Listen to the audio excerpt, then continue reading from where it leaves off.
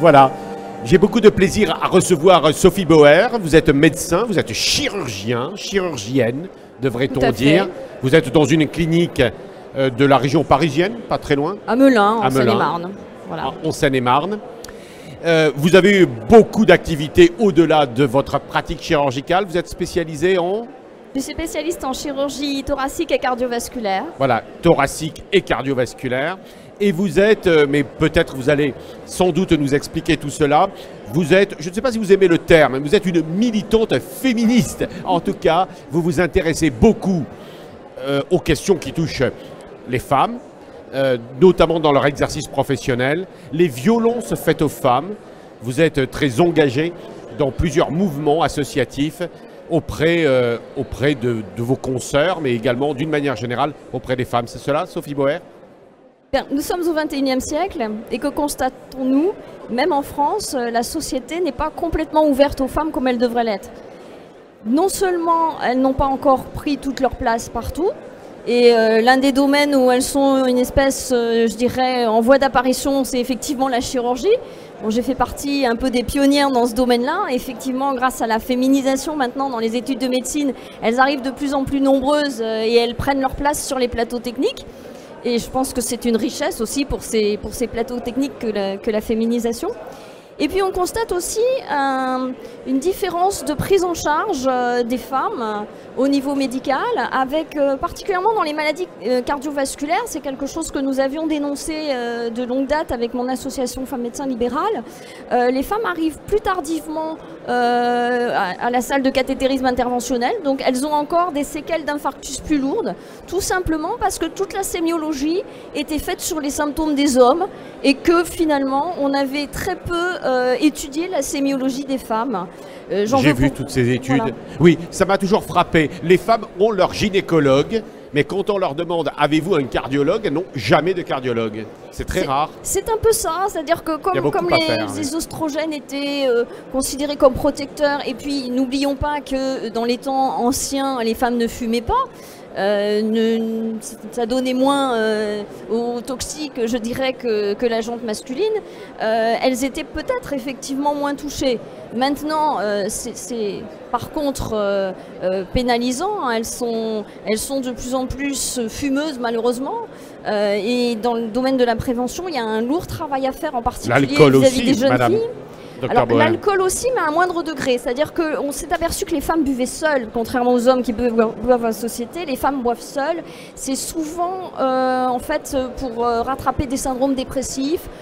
Et c'est un des effets parfois du burn-out au travail, c'est-à-dire qu'elles se retrouvent seules chez elles et pour se remonter entre guillemets, elles ont tendance à prendre un petit verre d'alcool qui évidemment les mène très rapidement à l'intoxication énolique. On le perçoit bien, Sophie Bauer, mais pour en tout cas celles et ceux qui s'intéressent à ces sujets, mais qui n'en sont pas comme vous experts.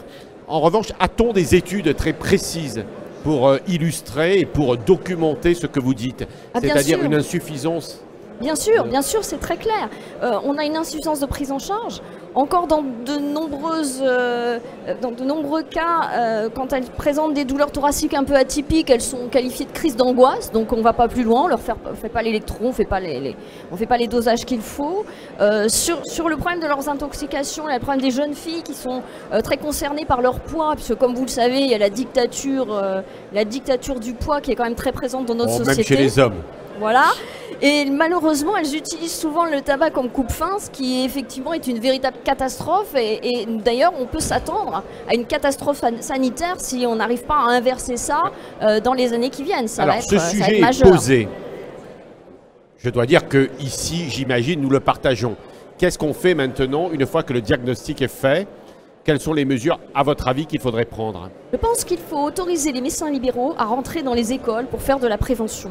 Et ça, dès le plus jeune âge. On a une espèce de réticence de l'éducation nationale de voir les médecins libéraux rentrer dans les écoles. Pourtant, je pense que ça fait partie de leur rôle, et en particulier de leur rôle de prévention. Et que probablement, si on s'adressait déjà aux tout petits, puis évidemment après, au moment de l'adolescence, qui est une période clé de la vie, et des femmes et des hommes, bien sûr, nous aurions beaucoup plus d'efficacité. Donc je crois qu'il ne faut pas attendre que les gens viennent dans nos cabinets, il faut que nous sortions dans la société et que nous y soyons visibles et beaucoup plus présents. Sophie Bauer, les libéraux sont prêts à ça parce que c'est du temps, c'est pas d'argent ou peu d'argent. Est-ce qu'ils sont vraiment prêts? Est-ce que vous militez réellement pour qu'ils se sortent de leur cabinet? Je crois que c'est important que les médecins sortent de leur cabinet.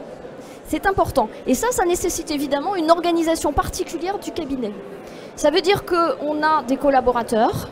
Et là, nous ne sommes pas, contrairement à ce qu'on voudrait nous faire faire en ce moment, en particulier avec la loi de santé, nous ne sommes pas dans le transfert de tâches, mais nous pouvons être dans la délégation de tâches, ce qui est extrêmement différent. C'est-à-dire que le médecin reste au pilotage, mais il peut avoir un copilote.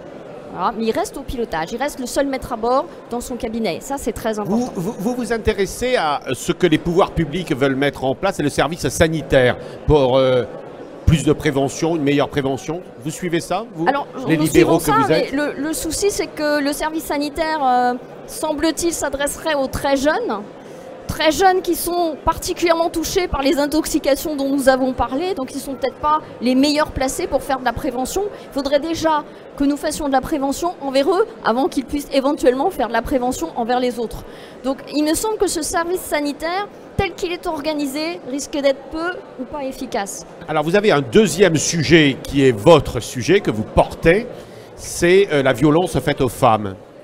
Alors, vous avez vu les statistiques cette année, elles sont encore plus mauvaises que les autres années, c'est-à-dire qu'habituellement, entre guillemets, et malheureusement, il semblerait que la société s'y soit un peu trop habituée, une femme mourrait tous les 3 jours sous les coups de son conjoint ou de son ex-conjoint. Cette année, on est dans les records puisque c'est tous les 2 jours et demi. Donc ça, c'est encore aggravé.